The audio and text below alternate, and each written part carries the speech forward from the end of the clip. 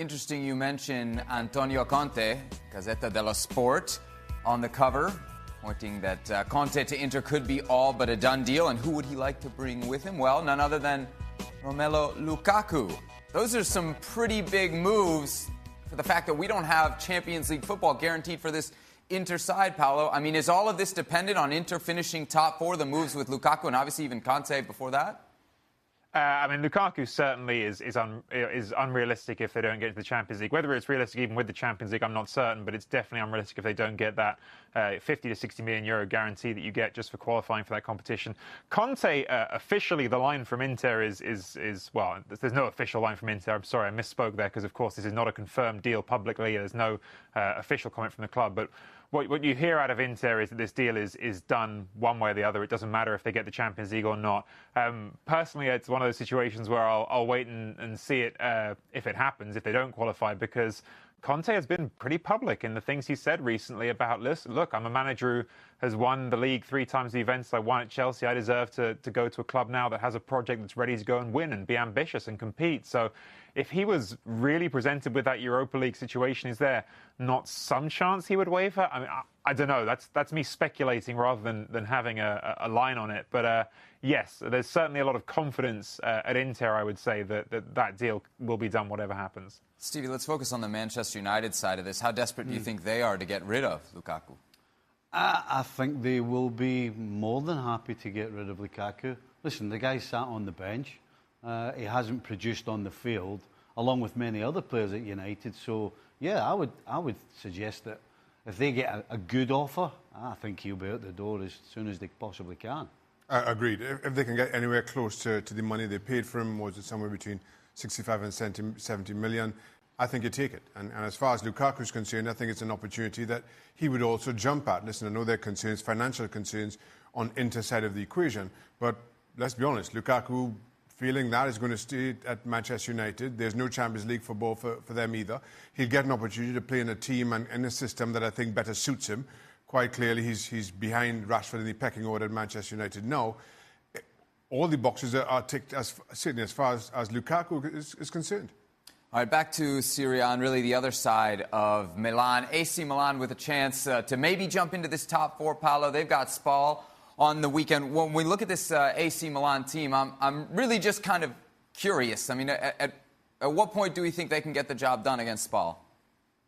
Well, look, Milan have won their last couple of games. They've put themselves in a position where they're at least sort of nipping at the heels of Atalanta and Inter and waiting for off Roma and effectively eliminated them from the Champions League race. So I don't think Milan can take anything for granted, but they certainly have an opportunity and they probably have the easiest fixture of the 3 teams going into this final weekend who've got something to play for.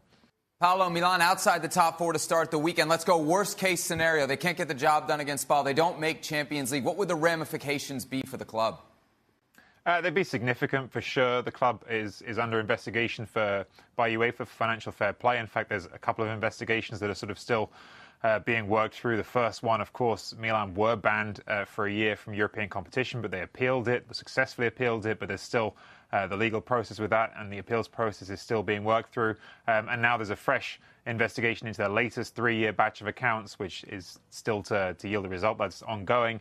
But the ramifications are very real for them as a club. The Elliott Management Group obviously took over the club from a situation where these things hadn't been handled very well and is trying to put the club back on a better track. What its long-term intention is still to find out. They may well be looking to sell and find a new buyer themselves. But either way, the club needs to clear the mess that was created before they came in. And I think they almost, to a greater degree than for instance, Inter, have a real need to get this money in and start that process of making things healthy again.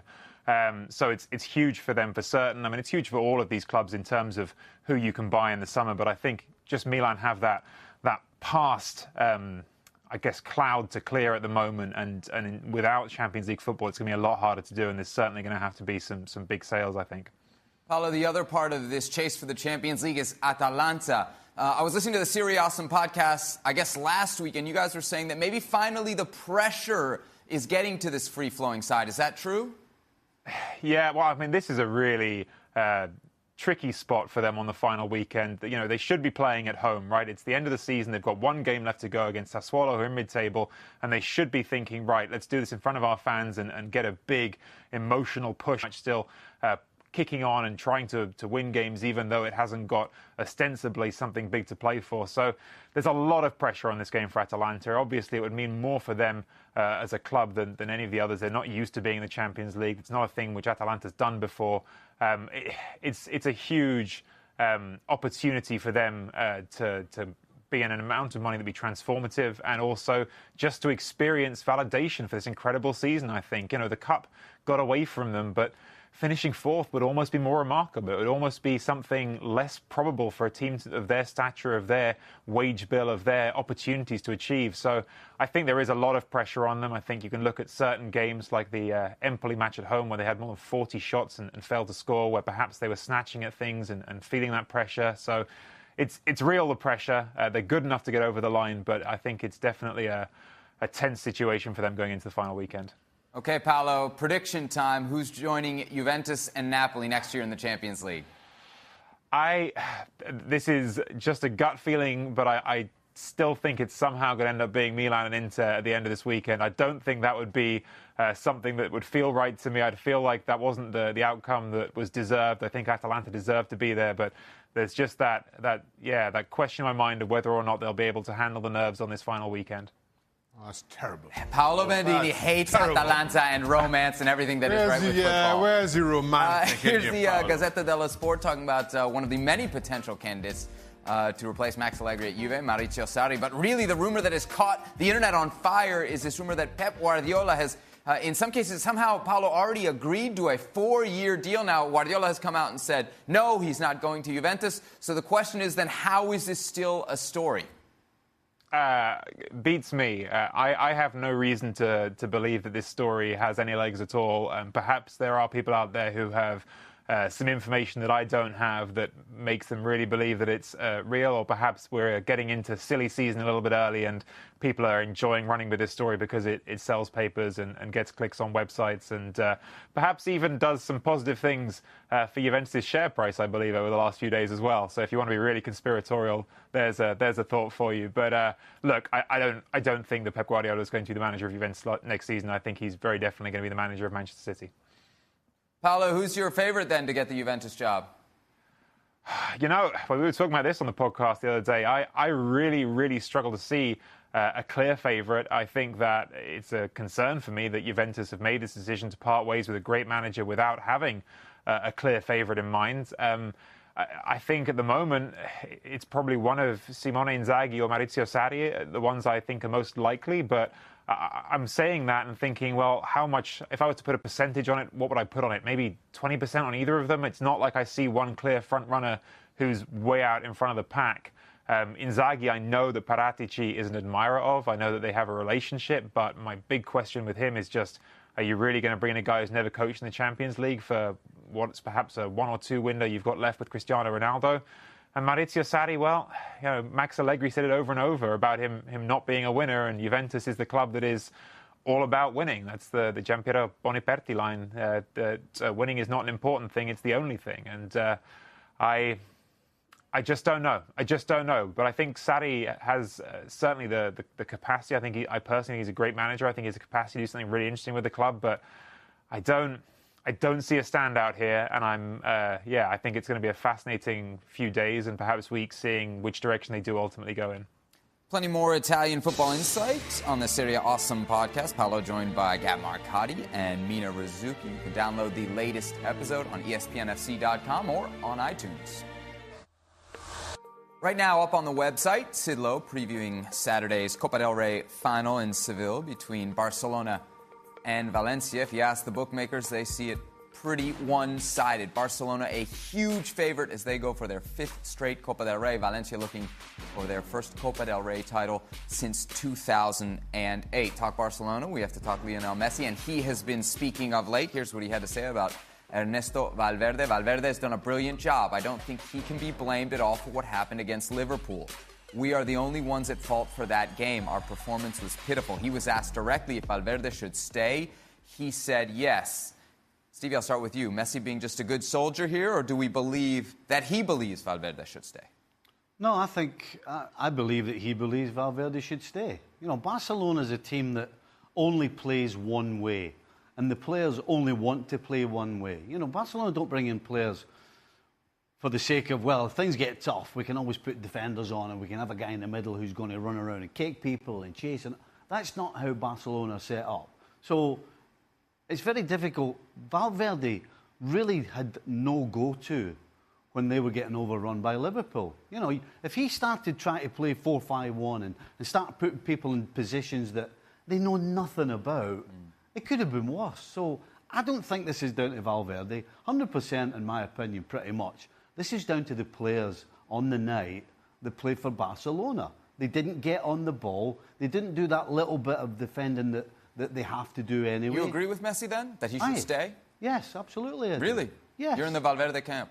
Barcelona play one way, that way. They go for the opposition goal at all times, regardless. I'm not so sure. And the reason I'm this uncertain is because this wasn't a one-off. We saw exactly this 12 months ago. And as much as I sympathise with Lionel Messi and how he feels about Valverde, that hasn't been much of a secret over the last couple of years, that he's a Valverde fan and would like to see him stay.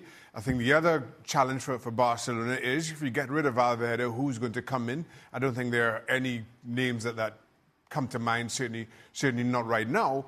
But for me, Valverde has to shoulder some of the blame. Now, again, if it was just a Liverpool game, you say, well, okay. But for it to happen against Roma 12 months ago and him to have a similar response or lack of, for Barcelona last season to go undefeated up until their last away game against Levante, and for some ridiculous reason you leave Lionel Messi at home, that's on the manager. I think. So the 3 occasions that Barcelona, in the last 2 seasons, that Barcelona have had history in their own hands, and I just don't think that Valverde has covered himself in glory in any of those 3. Do you know, we're in a great place here, because we can sit here and watch them playing, and then when it's all done and dusted, we go, oh, we should have done this, he should have done that, he could have done this, could have done that. I'll tell you what, I have no idea what Valverde could have done differently. He does not have the players to change and be more defensive. He just doesn't have it. And that's why I'm pretty much giving him a pass. You're giving him a pass, too, for the Liverpool performance, as Messi did there? Because Barcelona plays one way. They only know how to go forward and be in possession. They don't know how to defend for long periods. Criticisms against Valverde have been that they're not what they were. To that point, Jurgen Klopp looks at what happens at Liverpool last season, says we can't keep playing this way all season long, makes certain adjustments. Let me finish. No, he goes out and gets defenders. He gets a goalkeeper and a centre-back. Makes certain signings so he can address that. Goalkeeper and centre-back to address the problem. Valverde didn't do anything. But then Barcelona don't want to go and sign defenders. They don't want to. It's up to him to say this is what we need to do if we are going to compete at the highest level as everybody expects. We can't just allow him, how long has he been there? 2. 4 transfer windows, and we still allowing him a pass? I don't get that. Not after 4 windows. Let's change gears to another club with some potential questions around their manager, Bayern Munich, in the German Cup final against Leipzig. Some interesting comments from their CEO, Karl-Heinz Rummenigge. He had this to say about Niko Kovac's future. It would be crazy to make the future dependent on one game, obviously referencing the German Cup final. Nobody is questioning that he will be our coach next season. I think that if you coach like this in Bavaria in the first year, that is certainly a success. So let's hang on to that word right there, a success. Maybe potentially a domestic double, but they go out round of 16 in Champions League and kind of listless against Liverpool. Is that a success for Bayern Munich? I don't think so. You know, there are ways to lose. You know, if you're going to lose, then I think we all accept that if you're attacking and somebody makes individual errors, things like that, it's acceptable. I don't think if you're Bayern Munich, it's acceptable to go anywhere in Europe and basically sit at the top of your box and defend. Bayern Munich, the storied Bayern Munich, that to me is not acceptable. And the fact that they beat everybody pretty much easily in Germany tells you more about the German league than anything else. So absolutely. I think this guy has to go. Fair to evaluate him on 180 minutes against Liverpool like that? Yeah. That's where Bayern Munich are and how they should be judged. I think the only thing that's saving Kovac is that everybody kind of agrees that Bayern Munich are in desperate of a huge overhaul. So maybe they see him as the man to lead them. Stevie nailing the floss in that one. I'll tell you what. That's a favorite dad. I'll tell you what I've got to say. Burley made me look as though I knew what I was doing. He'll never live that one down. Every time I see it, I can't help but drop my chin. It's like incredible. Never live that. So good. Why? Just because it was so out of character for Craig? Well, or? number one, You've definitely seen him he's got dance before, no? No, you can't. Never. Never. He's got no rhythm, nothing. And the embarrassed look. You know that? You know when you try and kid on your smile? I hope my buddies aren't watching this.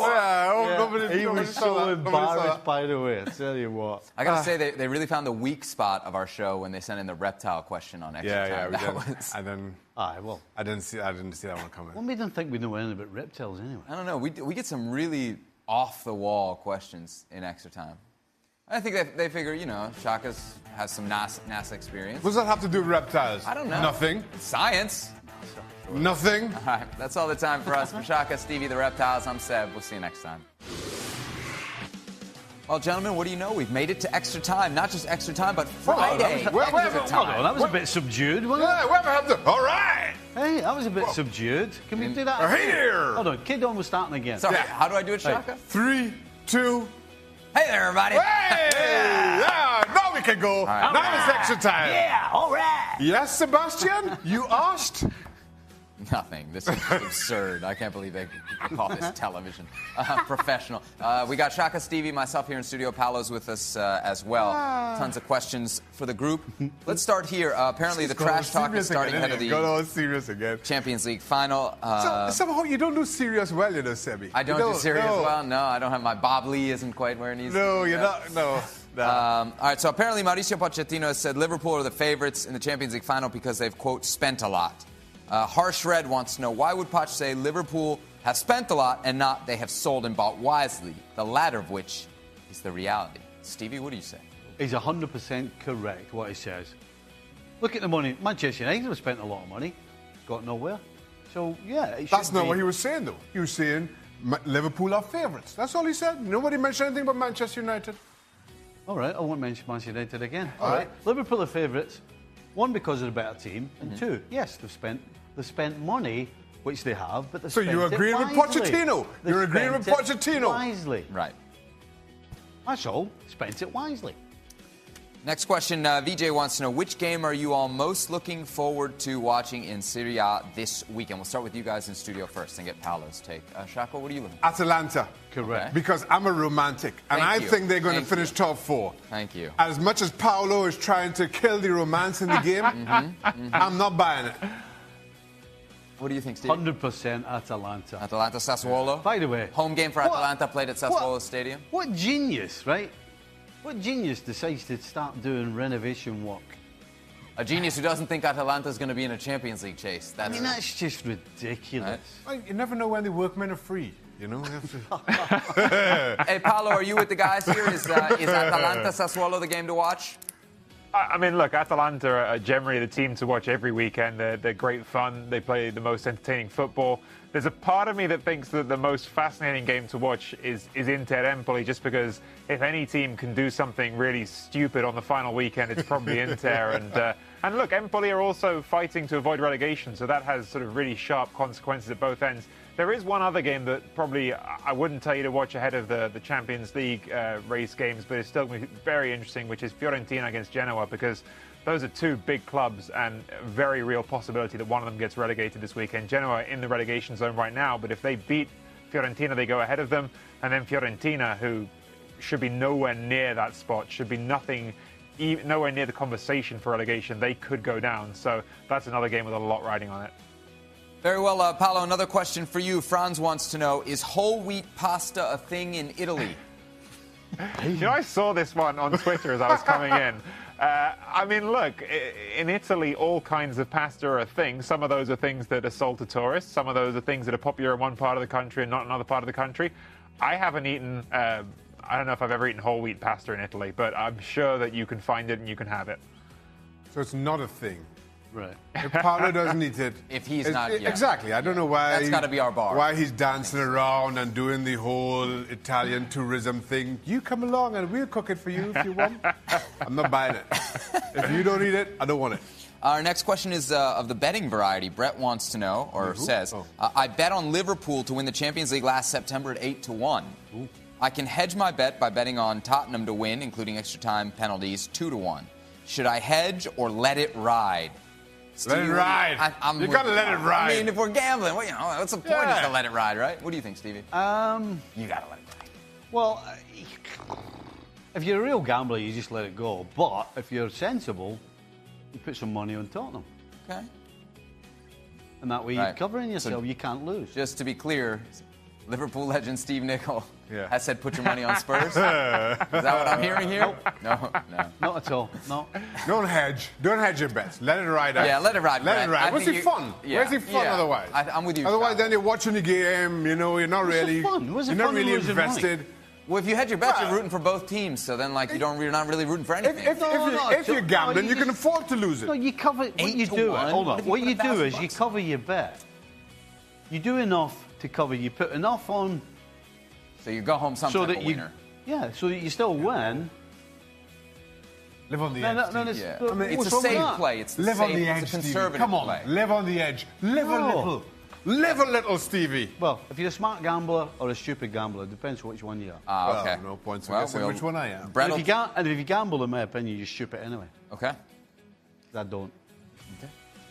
Good insight. NorCal Gunner. A little bit of a disclaimer. A little bit of a disclaimer by Steve Nicol. I don't gamble. I can't stand it. It does my brains in. Oh, this is a fun one. Which summer tournament are you guys most excited about? Shaka? I had a little lean back. We got Gold Cup, Copa America, World Cup. The British Open. Okay. Yeah, the British Open. Okay. Shaka? What? I'm just going to breeze right past that. No. All right, Wimbledon. I'm going to go Copa America, Okay, nice. I'm going to Copa America. You got any vibe on who might win it? No. No? Just excited to watch it. The Netball World Cup's on as well. Is it? Who's the favourite there? I don't know, but I know the English have got a strong side. Okay. Well, I should mention... There's a lot of Gold Cup I want to see. Yeah, you do? Trinidad are there, but I'm not Trinidad sure. in the US and the Bermuda there for the first time. Yeah, the Cricket World Cup. I'd like to see that. Cricket World Cup. Yeah. But I think Copa America for me. Paolo, what's I'm on back your... in Venezuela. What's on your summer viewing schedule? The Women's World Cup for me. I'm really looking forward to that. I have to be honest, in my working schedule, I don't get a lot of time to watch the women's games as much, and I think that with the summer, which hopefully is going to be a bit calmer for a work standpoint for me, I'm really looking forward to getting into that and just checking it out. All right. The U.S. will be one of the favorites in that tournament. Thanks for that, Sebi. Should be interesting. We'll be covering that all summer here on ESPN. Thanks for that. U.S. are one of the favorites. That's deep research there. And Germany. Such a jerk.